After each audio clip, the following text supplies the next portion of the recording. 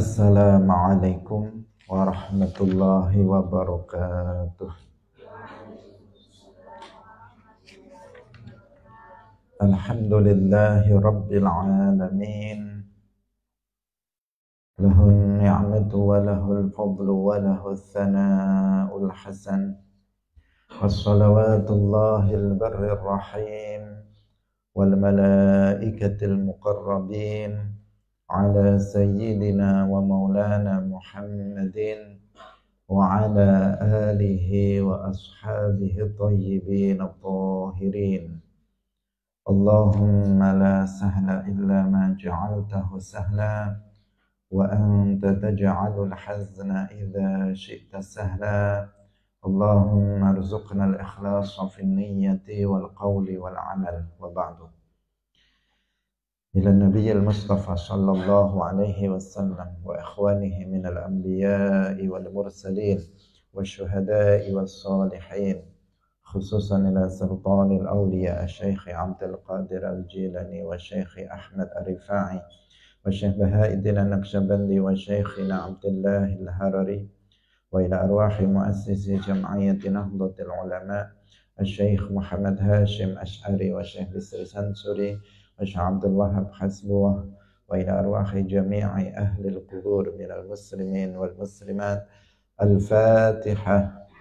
A'udzu billahi minasy syaithanir rajim. Bismillahirrahmanirrahim. Alhamdulillahi rabbil alamin. Ar-Rahmanir Rahim. Maliki yaumiddin. Iyyaka na'budu wa iyyaka nasta'in. Ihdinas siratal mustaqim. Siratal ladzina an'amta 'alaihim ghairil maghdubi 'alaihim waladdallin. Amin. Hadirin hadirat kaum muslimin muslimat, pemirsa Madu TV rahimakumullah. Alhamdulillah, kita bersyukur kepada Allah Subhanahu wa taala. Allah Subhanahu wa taala memilih kita untuk diberikan anugerah nikmat taufik, sehingga dengan taufik Allah Subhanahu wa taala kita memiliki kekuatan, memiliki kemampuan untuk bisa melakukan ketaatan. Taufik artinya khalqul qudrah ala ta'ah, menciptakan kemampuan, kekuasaan untuk berbuat ketaatan. Dan alhamdulillah, dengan kita hadir di sini menandakan bahwa Allah Subhanahu wa taala menganugerahkan taufiknya kepada kita. Semoga Allah Subhanahu wa taala menetapkan taufiknya untuk kita sehingga semakin banyak amal soleh yang bisa kita lakukan dan nantinya pada akhirnya kita mati dalam keadaan sempurnanya iman. Amin ya rabbal alamin. Salawat dan salam semoga tetap tercurahkan, terlimpahkan kepada Nabi Agung Nabi Muhammad sallallahu alaihi wasallam, para sahabatnya, keluarganya, serta seluruh umat Islam yang mengikuti beliau ila yaumil qiyamah. Hadirin rahimakumullah, mari kita mengikhlaskan niat kita masing-masing lillahi ta'ala. Kita masih pada kitabul buyu', bab yang baru, bab rukhsati fil araya wa bai'il usuli was thimar. Babur rukhsati fil araya wa bai'il usuli was thimar. Qala al-muallif rahimahullah, babur rukhsati utawi iki iku bab nerangaken keringanan utawa rukhsah fil araya ing dalem tinuku araya, wa bai'il usuli lan adol pira-pira pokoke wit, wa thimari lan pira-pira buah. An Zaid bin Thabit radhiyallahu anhu anna Rasulullah saat temani Rasulullah sallallahu alaihi wasallam. Jangan lupa setiap kali kita menyebut nama Nabi maka bersolawat.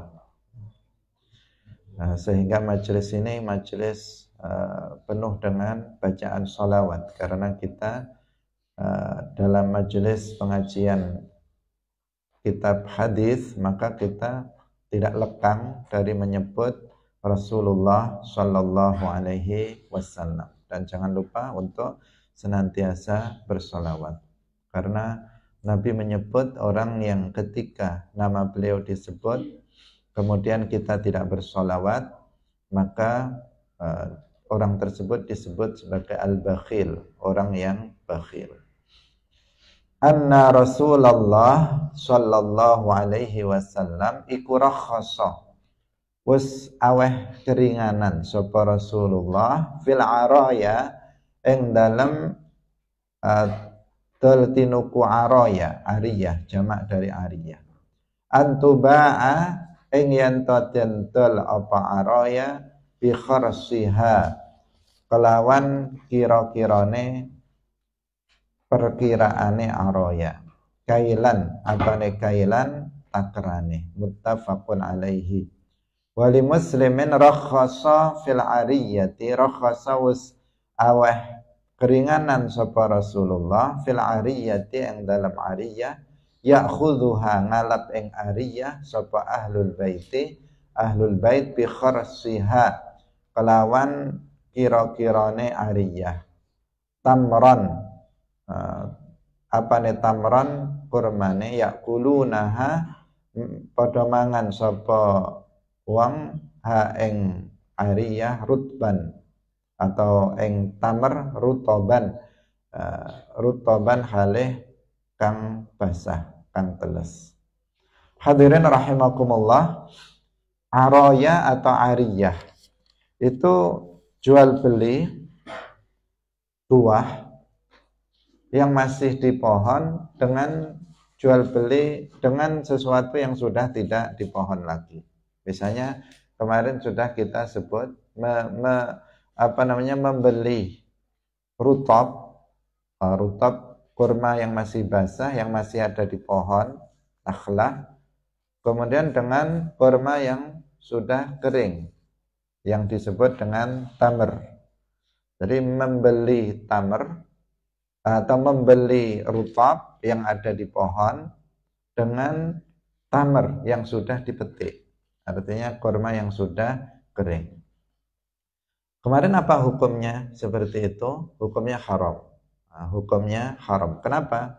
Karena tidak diketahui tamasulnya, tidak diketahui apakah takaran atau ukuran tamar dengan rutab yang masih ada di pohon itu sama apa enggak? Masih majhul dari sisi, tidak diketahui dari sisi ukurannya. Bisa jadi ada yang lebih di antara keduanya. Sementara telah kita pelajari sebelumnya termasuk ribal fadl, yaitu apabila jual beli makanan yang sejenis kemudian ada lebihan dari salah satu pihak. Nah, ini namanya ribal fadl. Makanya haram menjual, misalnya membeli rutab, kurma yang basah yang masih ada di pohon dengan kurma tamar yang sudah dipetik dan sudah bersih, sudah kering. Ini hukumnya adalah haram. Itu hukum dasar. Itu hukum dasarnya seperti itu. Nah, tetapi bagaimana yang dimaksud di sini?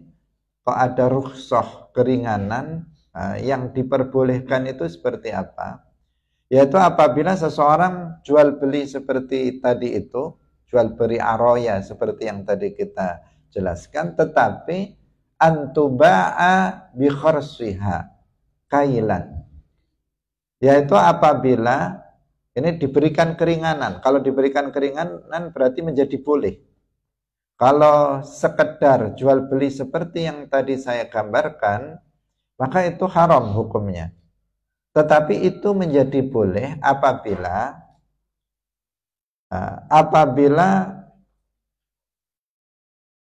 ada orang yang ahli atau pembeli itu ahli, memiliki khubroh, memiliki keahlian di dalam memperkirakan hasil memperkirakan hasil dari kurma itu. Misalnya ini kita contohkan kurma ya. Jadi dia memiliki khubroh, memiliki keahlian. Oh ini kalau kurma segini, nanti kalau sudah jadi tamar, maka akan jadi sekian kilo. Ini misalnya satu pohon masih basah-basah segini, dia bisa menaksir, dia bisa memperkirakan. Nah, nanti akan kalau jadi tamar akan menjadi sekian kilo. Nah, dengan dibeli kurma sekian kilo, nanti kurmanya akan jadi tamar sekian kilo. Jadi dia memiliki kemampuan untuk bukan meramalkan, istilahnya itu bisa memiliki kemampuan memperkirakan apabila nanti menjadi tamar itu akan menjadi sekian, karena dia basah, ketika kering akan menyusutnya sekian, dan nanti ketika menjadi tamar akan sekian. Itu namanya kharsun. Nah, kalau jual beli aroya dengan cara seperti itu, maka itu diperbolehkan. Rukhsah. Asalnya tadi nggak boleh, tetapi jika dilakukan dengan cara seperti itu, maka itu diperbolehkan. Nah, sebagian orang memiliki keahlian itu. Kalau dia melihat misalnya kalau di tempat kita nggak ada kurma, misalnya padi, dia melihat langsung bisa luasnya sekian, padinya kayak begitu, nanti hasilnya sekian. Misalnya jagungnya luasnya segini, jagungnya modelnya kayak begitu, maka hasilnya sekian. Nah, sebagian orang memiliki kemampuan seperti itu. Nah, jika ada orang yang memiliki kemampuan untuk memperkirakan hasilnya nanti, ketika sudah dipanen hasilnya akan sekian, maka itu diperbolehkan. Itu rukhsah. Ada rukhsah, ada keringanan untuk hal yang semacam itu. Bisa difahami? Jadi hukum dasarnya apa? Nggak boleh. Apabila jual belinya begitu saja, tanpa ada kharsun, tanpa ada perkiraan dari seorang ahli, maka itu tidak boleh. Tetapi jika kemudian ada seorang ahli yang bisa memiliki kemampuan untuk memperkirakan takaran yang akan didapat setelah dipanen, maka itu tidak apa-apa. Contohnya tadi rutab dengan tamar.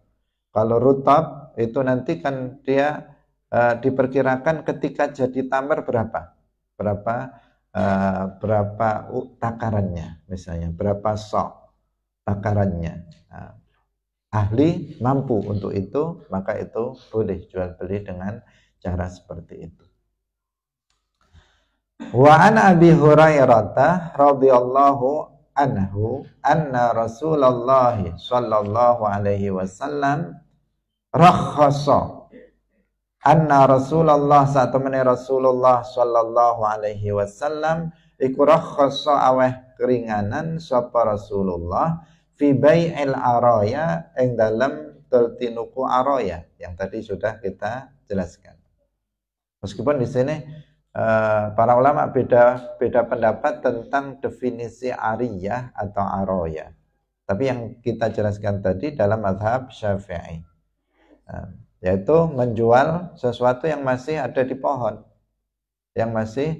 dengan sesuatu yang sudah dipetik. Seperti tadi tamar, membeli rutab dengan tamar yang sudah dipetik. Itu contohnya.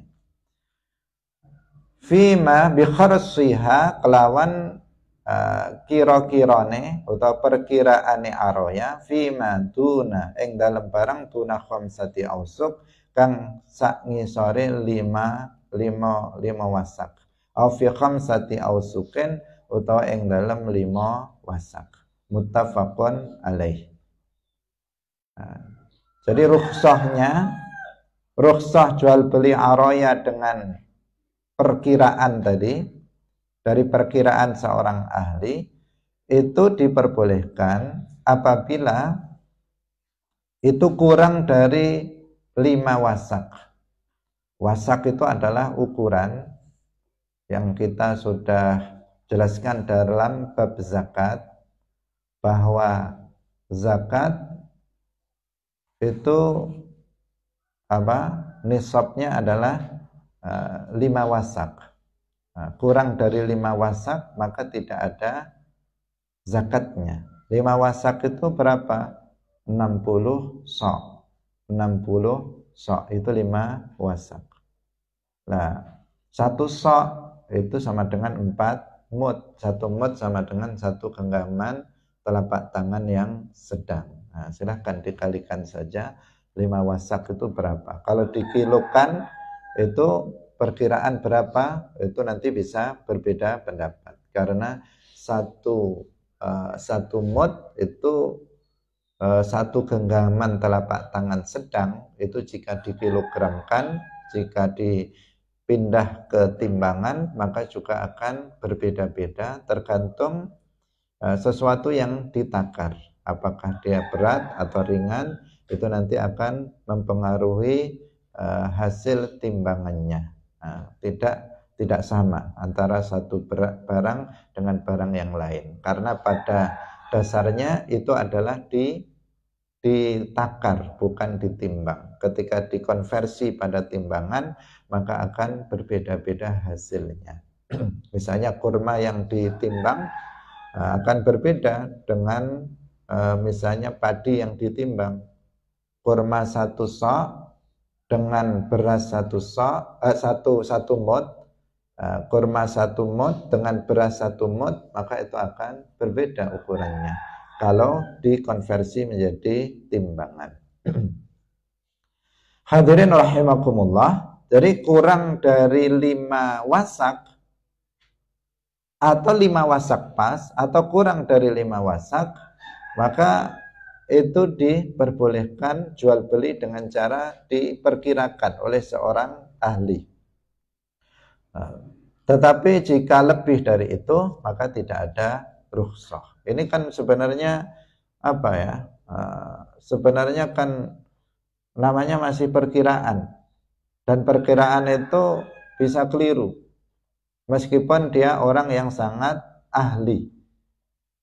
Kebanyakan pada umumnya orang kalau sudah memiliki keahlian untuk memperkirakan itu tidak salah, tetapi kemungkinan salah itu ada, itu maksudnya. Kemungkinan salah itu ada, dan jika salah nanti pasti ada salah satu dari kedua belah pihak itu yang dirugikan.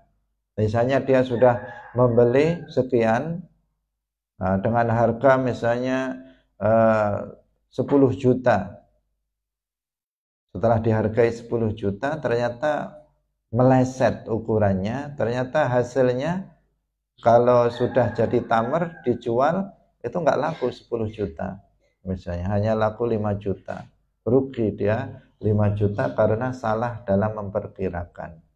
Atau bisa sebaliknya, ketika dibeli diperkirakan nanti sekian, harganya 10 juta. Ternyata melimpah lebih dari yang diperkirakan, sehingga kalau dijual itu bisa sampai 20 juta. Akhirnya yang punya kurma, wah sayang, kenapa saya jual segitu? Ternyata hasilnya berbeda dari yang diperkirakan. Atau bisa jadi juga ada kong kali kong dengan tukang kira-kiranya, itu sengaja diperkirakan dengan perkiraan yang salah untuk kepentingan orang yang misalnya menyuruh dia dan seterusnya. Makanya di sini dibatasi 5 wasak saja. Kurang 5 wasak ke bawah itu boleh jual beli dengan cara aroya itu. Aroya yang bikhorsiha, yaitu dengan adanya perkiraan oleh ahli. Nah, sekali lagi perkiraan oleh ahli, bukan sembarangan orang. Kalau sembarangan orang kemungkinan salah lebih lebih banyak dibandingkan ahli. Wa an Ibnu Umar radhiyallahu anhuma qala wasdawuh sapa Ibnu Umar, Abdullah Ibnu Umar, naha wis nglarang sapa Rasulullah sallallahu alaihi wasallam an bai'is thimari saking adol buah. Jadi kalau ini ganti tema lagi karena judulnya tadi apa? Yang pertama adalah babur rukhsah fil aroya. Kemudian yang kedua bai'ul usul wathimar. Sekarang yang bai'us thimar. An bai'is thimari saking adol buah hatta ya berdua sehingga pertelo apa salahuha kelayakane thimar. Naha nyegah sapa Kanjeng Nabi al bai'ah ing wong kang tuku wa ing wong kang adol wal mubta'a lan ing wong kang tuku. Muttafaqun alaih. Wa fi riwayatin lan ing dalam riwayat suci wa kana lan ana sapa Rasulullah iku idza suila tatkalane den takoni sapa Rasulullah an salahiha saking kelayakane thimar, qala jawab sapa Kanjeng Nabi hatta tazhaba sehingga ilang apa ahatuhu penyakite thimar. Hadirin rahimakumullah. Sekarang diriwayatkan oleh Ibnu Umar bahwa Rasulullah itu melarang menjual buah sampai buah itu sudah tampak kelayakan untuk bisa dikonsumsi. Melarang penjual dan pembelinya. Misalnya kita punya pohon mangga. Pohon mangganya berbuah. Belum layak untuk dikonsumsi, masih pentil-pentil, masih kecil-kecil. Maka kita dilarang untuk menjualnya. Dilarang untuk menjual buah yang belum layak untuk dikonsumsi. Kita punya pohon rambutan misalnya. Rambutan masih kecil-kecil, belum ada buahnya. Sudah dijual oleh dia. Maka itu hukumnya adalah haram. Tidak diperbolehkan.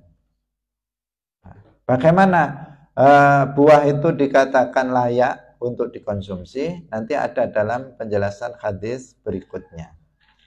Tapi untuk hadis ini Nabi ketika ditanya tentang kelayakan konsumsi, beliau menjawab hatta tadhhaba ahatuhu, sampai hilang ahahnya. Ahah itu kemungkinan untuk cacatnya, artinya dia sudah berada pada batas aman. Dia sudah berada pada batas aman buah itu. Jadi kalau buah itu masih pentil misalnya, kemungkinan dia kena hama, kemungkinan kena penyakit, kemudian jatuh, nggak bisa sampai matang, itu kan masih sangat mungkin. Kalau masih kecil-kecil, kena penyakit, kena macam-macam hama dan seterusnya, kemudian nggak jadi buah yang layak untuk dikonsumsi, itu sangat mungkin. Tapi nanti buah itu akan sampai pada kondisi dia sudah diambang batas aman. Artinya dia sudah nggak mungkin lagi dia kena penyakit, dia sudah bisa untuk dimakan. Itu maksud dari hatta tadhhaba ahatuhu. Jadi risiko kena penyakitnya itu sudah nggak ada lagi. Sudah hilang, risiko untuk kena penyakitnya itu sudah hilang. Yaitu pada batas kalau misalnya padi. Kalau padi itu sudah bijinya itu mengeras, itu sudah kayak sudah aman lah di situ, sudah layak dikonsumsi dan nggak akan ada hama atau apapun yang kemudian menjadikan dia tidak layak dikonsumsi. Ini berarti kalau sudah sampai pada kondisi itu, dia dikatakan sudah layak untuk dikonsumsi. Kalau misalnya mangga dia sudah matang, sudah empuk, sudah menguning misalnya, maka ini sudah pada batas aman dan seterusnya. Nanti akan ada karena masing-masing nanti akan berbeda antara biji-bijian buah ini dan buah itu, nanti matangnya itu atau batas kelayakan untuk dikonsumsi itu berbeda-beda antara satu dengan yang lainnya. Jadi hatta yabduwa salahuha artinya sampai pada umumnya itu bisa untuk layak untuk dikonsumsi. Pada umumnya mengikuti ukuran adat atau menurut ukuran umumnya untuk dikonsumsi. Karena ada juga yang masih kecil, pentil kemudian dimakan. Karena geragas atau karena dia kelaparan sehingga masih kecil-kecil sudah dimakannya, atau mungkin karena dia hamil sehingga dia nyidam minta makan buah mangga yang masih muda misalnya. Nah, itu lain, itu bukan adatan. Bukan adatan. Kalau di sini ukuran layak konsumsi adatan menurut ukuran kebiasaan orang pada umumnya. Wa an Anas bin Malik radhiyallahu anhu anna nabiyya saat temene Kanjeng Nabi sallallahu alaihi wasallam ikunaha nyegah sapa Kanjeng Nabi an bai'is thimari saking ngedol buah hatta tuzhiya sehingga mateng apa thimar. Qila den ucapaken wama lan iku apa zahuha utawi matenge thimar. Kala jawab sapa Kanjeng Nabi tahmaru dadi abang apa thimar wa tasfaru lan dadi kuning apa thimar. Muttafaqun alaihi wa lafdhu lil Bukhari. Rasulullah melarang menjual buah sampai buah itu matang. Ditanyakan kepada Nabi, matangnya itu kayak apa? Dikatakan buah itu sudah matang, itu bagaimana? Jadi semua ditanyakan kepada Nabi. Beliau menjawab, tahmaru wa tasfarru. Yaitu apabila buah itu sudah ada merah-merahnya atau sudah ada kuning-kuningnya. Nah, tergantung buahnya. Ada sebagian buah ketika matang itu dia menjadi kuning, sudah kuning aja, itu namanya sudah matang. Ada sebagian buah itu dikatakan matang jika sudah merah. Nah, macam-macam tergantung buahnya. Ada ketika sudah matang itu warnanya tetap, tapi dia menjadi empuk. Kalau dipegang itu empuk karena penuh dengan air. Nah, kalau dimakan sudah lezat, sudah enak, itu karena sudah penuh dengan air. Jadi macam-macam di sini hanya contoh yang disampaikan oleh Rasulullah Shallallahu Alaihi Wasallam dan tidak berlaku untuk semua buah. Karena enggak semua buah itu ketika matang dia memerah. Ada buah anggur misalnya, buah anggur yang hijau. Memang anggur hijau ketika dia matang tidak kemudian dia jadi merah atau jadi kuning, enggak. Tetapi dia tetap warnanya hijau, tetapi dia penuh dengan air. Jika dipegang itu sudah beda dengan apabila dia masih muda. Dan begitu seterusnya. Saya kira kalau masalah matang ini kita sudah memahaminya. Yang dimaksud zahwun itu adalah dia sudah matang, sudah bisa untuk dikonsumsi, sudah layak untuk dimakan. Kalau dimakan itu sudah enak. Wa an Anas bin Malik radhiyallahu anhu anna nabiyya saat temene Kanjeng Nabi sallallahu alaihi wasallam iku naha nyegah sapa Kanjeng Nabi an bai'il inabi saking adol anggur hatta yaswadda sehingga dadi ireng apa inap. Nah ini kan beda. Tadi apa? Menjadi kuning. Ada yang menjadi merah ketika sudah layak dimakan. Kalau anggur, Nabi mengatakan hatta yaswadda, sehingga anggur itu menjadi hitam. Wa an bai'il habbi lan sangking lan nyegah sangking adol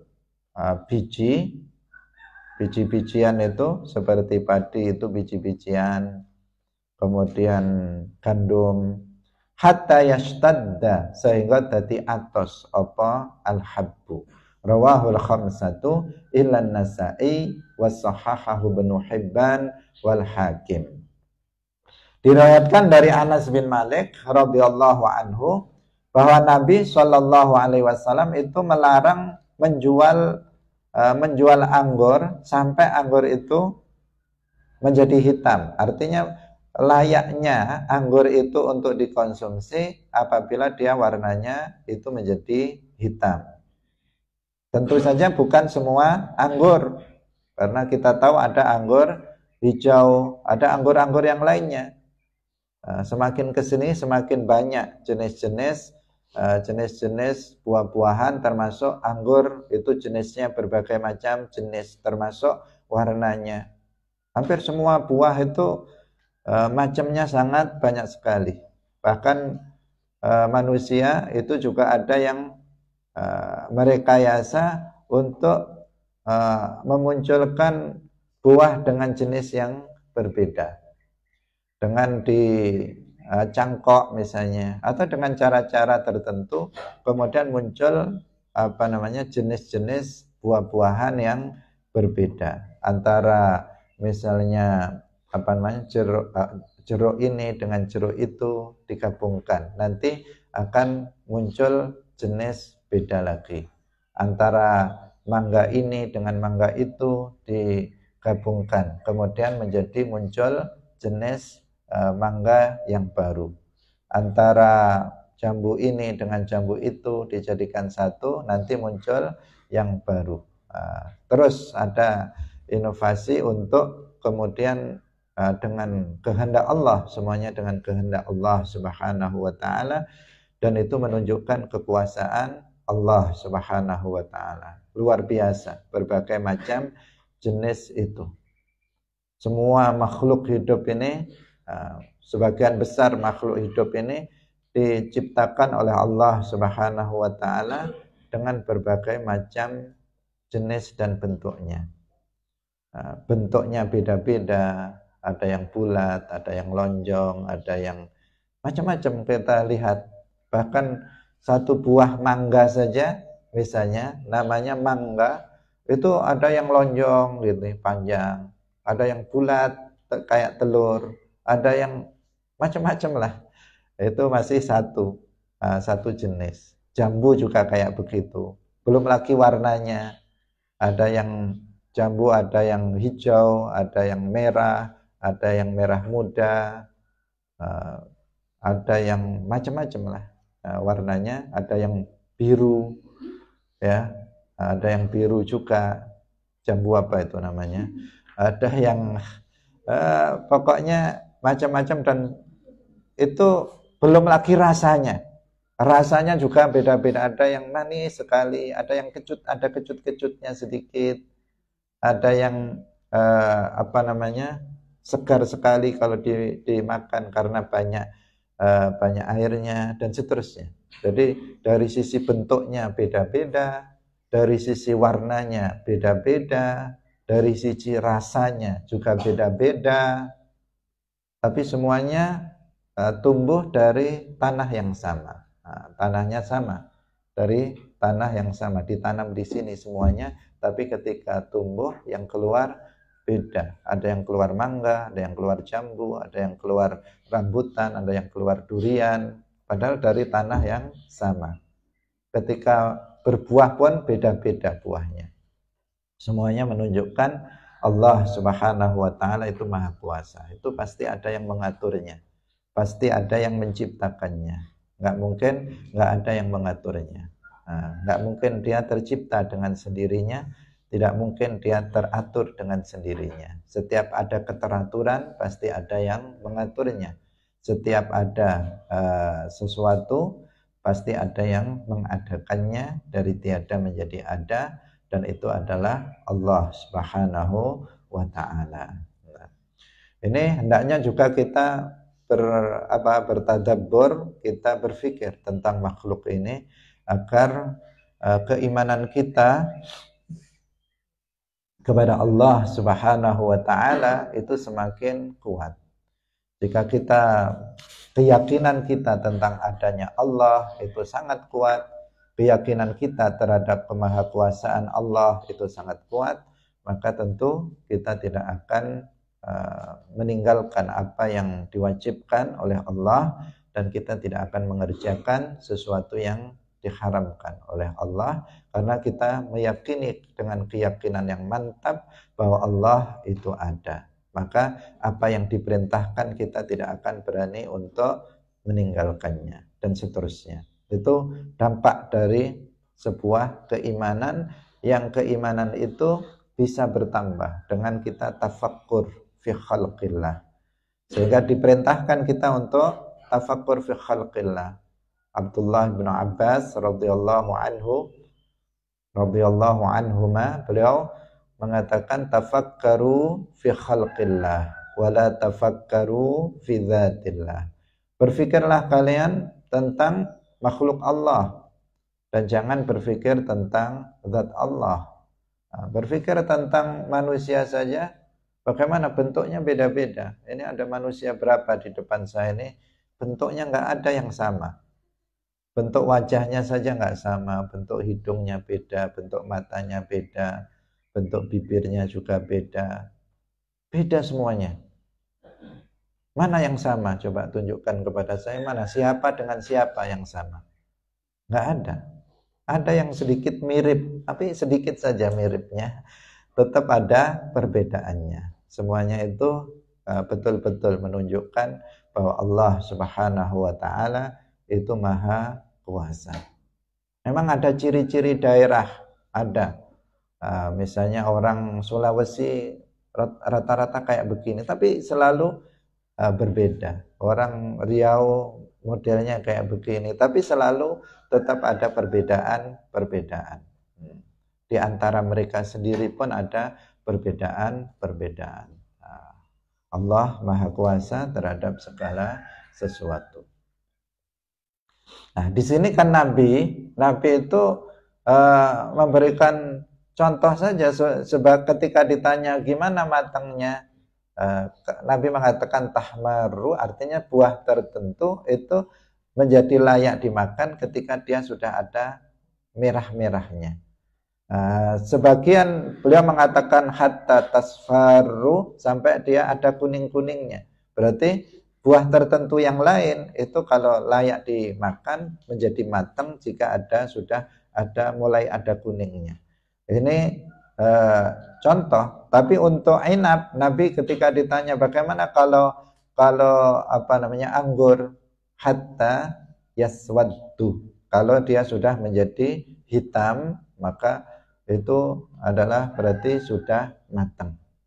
Tapi apakah semua anggur begitu? Enggak, karena ada anggur yang hijau, itu yang enggak seperti itu, bukan menjadi hitam dia, tetapi dia tetap hijau. Dan seterusnya. Berbeda-beda kelayakan untuk dimakan itu beda-beda. Yang penting kita melihatnya adalah kalau menurut kebiasaan buah itu ketika sudah berubah warnanya dengan warna tertentu atau sudah menjadi empuk misalnya, sudah layak untuk dimakan, maka berarti itu sudah bisa untuk diperjualbelikan, sudah bisa dijual. Tapi kalau masih masih pentil-pentil, masih kecil-kecil, belum masih keras, bukan keras. Kalau kerasnya kan keras. Kalau misalnya buah yang matangnya dengan empuk tadi masih keras dan seterusnya, intinya belum layak untuk dimakan, maka nggak boleh untuk dijual. kita juga nggak boleh untuk membelinya. Nah, karena sekarang model kayak begitu, kayak begitu itu model. Artinya model jual beli seperti itu. Masih ada orang lihat masih berbunga rambutan di depan kita itu masih bunga sudah dibeli.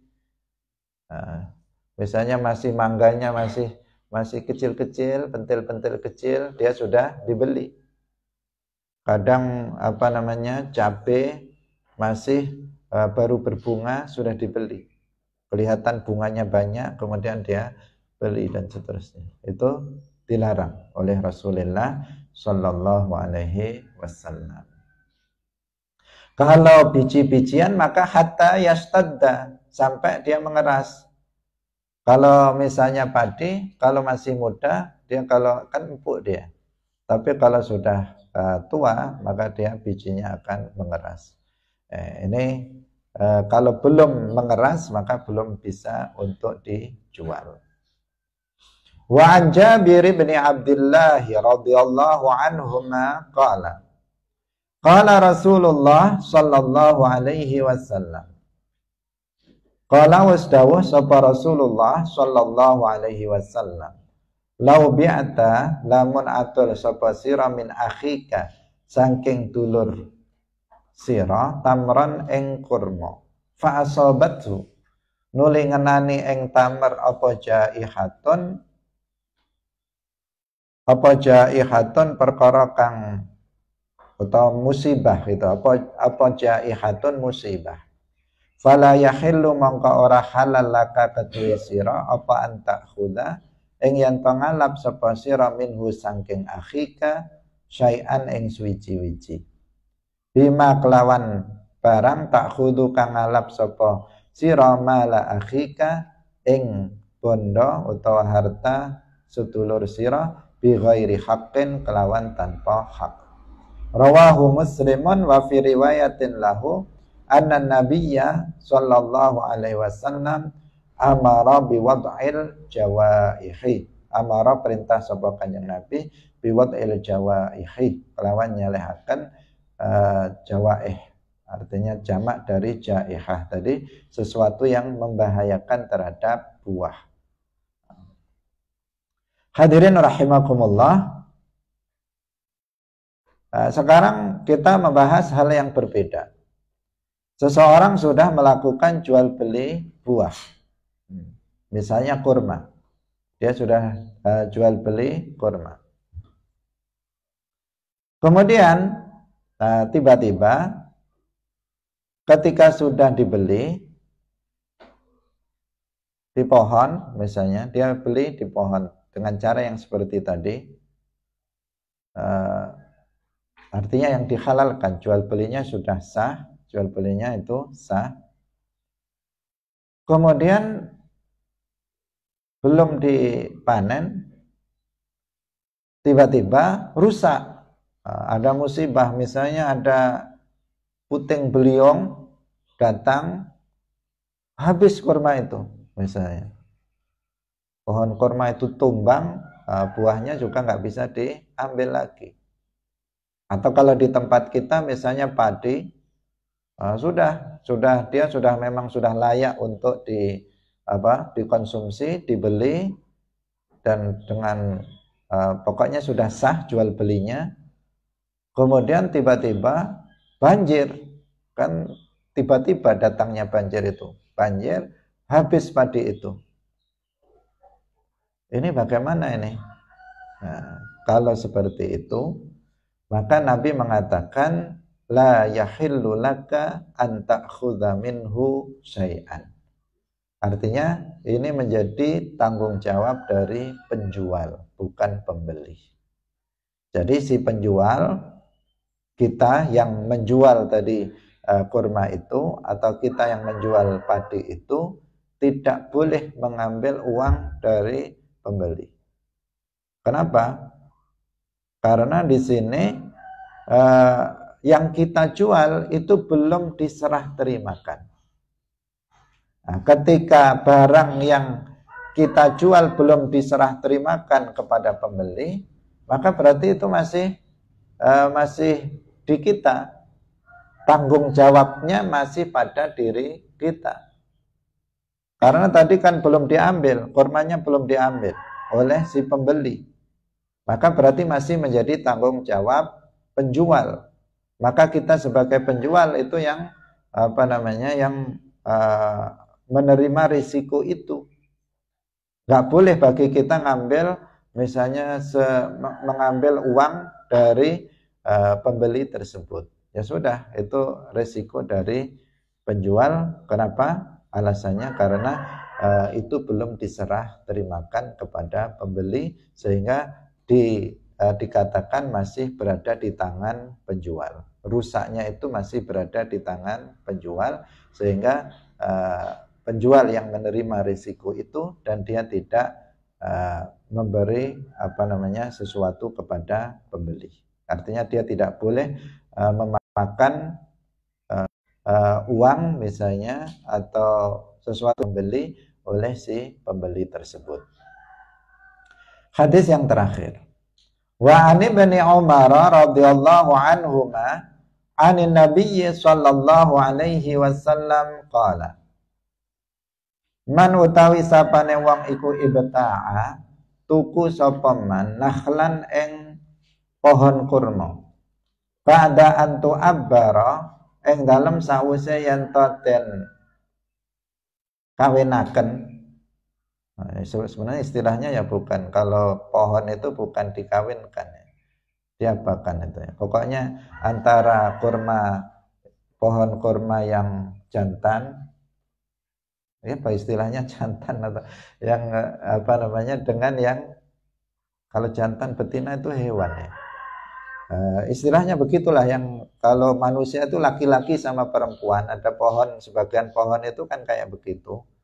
Itu antara serbuknya ini dan itu di semacam dikawinkan. Kalau binatang itu namanya takbir, namanya takbir. Fasamaratuha mongko utawi buahe, buahe nakhl iku lil bai'i kedue wong kang adol, alladzi ba'aha, alladzi kang ba'aha kang wis adol ing nakhl. Illa ayyashtarita kejaba yen to aweh syarat nentokaken syarat sapa al mubta'u wong kang tuku. Muttafaqun alaih. Kalau ada seseorang membeli pohon kurma, tapi ketika dia membelinya itu sudah dikawinkan tadi pohonnya. Jadi sebagian pohon kalau nggak dikawinkan dia kan nggak buah. Sebagian pohon ada yang dia nganu sendiri, misalnya kayak jagung misalnya. Dia kemudian serbuknya berguguran, kemudian dia akan menjatuhi apa istilahnya dalam biologi itu sudah lupa. Itu kemudian dia menjadi berbuah dengan sebab itu. Tapi ada sebagian pohon itu kayak kurma, itu harus dibantu oleh manusia untuk nanti bisa berbuah. Dibantu. Nah, di sini ada seseorang menjual pohon kurma, tapi oleh dia penjualnya sebagai penjual itu sudah dikawinkan terlebih dahulu. Setelah dikawinkan itu, kita pakai bahasa itu saja, kemudian apa? Kemudian baru dijual. Nah, buah dari hasil yang dikawinkan ini itu haknya siapa? Haknya penjual atau haknya pembeli? Bisa difahami? Jadi kondisinya dia menjual pohon kurma, pohonnya dijual. Bukan kurma yang ada di atas, tapi pohonnya dijual. Nah, tapi jualnya setelah dikawinkan oleh penjualnya tadi sudah serbuk nganunya dikawinkan, kemudian setelah itu baru dia jual. Nah, nanti kan akan berbuah dengan sebab dikawinkan ini. Nah, ini punya siapa buahnya itu? Nabi mengatakan lil ba'i. Itu masih haknya yang menjual, bukan haknya yang membeli. Illa ayyashtarita, kecuali apabila disyaratkan oleh pembeli. Pembelinya saya beli itu termasuk dengan yang tadi sudah termasuk buah yang dihasilkan dari apa yang kamu kawinkan tadi, maka nanti bisa menjadi milik pembeli. Itu ketentuannya. Nah, muttafaqun alaih, hadis ini diriwayatkan oleh Al-Imam Al-Bukhari dan Muslim. Hadirin rahimakumullah, demikian pengajian kita pada pagi hari ini. Semoga memberikan manfaat bagi kita semuanya. Berikutnya kita akan masuk abwabus salami wal qardi wal rahan. Tetapi nanti insya Allah kita mulai hari Senin kita rehat sebentar dari kitab ini. Dari kitab ini mungkin sekitar setengah bulan atau 1 bulan kita akan baca kitab sirah. Kitab sirah sejarah Nabi, karena kita masuk bulan Maulid. Nanti setelah itu akan kita sambung kembali pembacaan kitab Bulughul Maram agar kita bisa sedikit bernafas. Karena untuk ngaji ini sedikit berat ya, karena apalagi kita masuk pada bab muamalah, ini sedikit berat. Nah, murojaahnya harus berat dan kalian yang menerima juga akan berat berpikirnya. Kalau nggak fokus maka semuanya lewat. Nah, semuanya lewat tanpa ada yang bisa difahami. Nah, untuk itu kita menghadapi bulan Maulid, kita baca terlebih dahulu tentang sejarah Nabi. Setelah itu kita kembali lagi kepada kitab Bulughul Maram insyaallah sampai khatam. Barakallahu fikum wallahul muwaffiq ila aqwamit thariq. Wassalamualaikum warahmatullahi wabarakatuh. La ilaha illallah. Allahumma salli ala sayyidina Muhammad wa ala alihi wa sahbihi wa sallim. Rabbi ghfirli wa liwalidayya wa lil mu'minina wal mu'minat.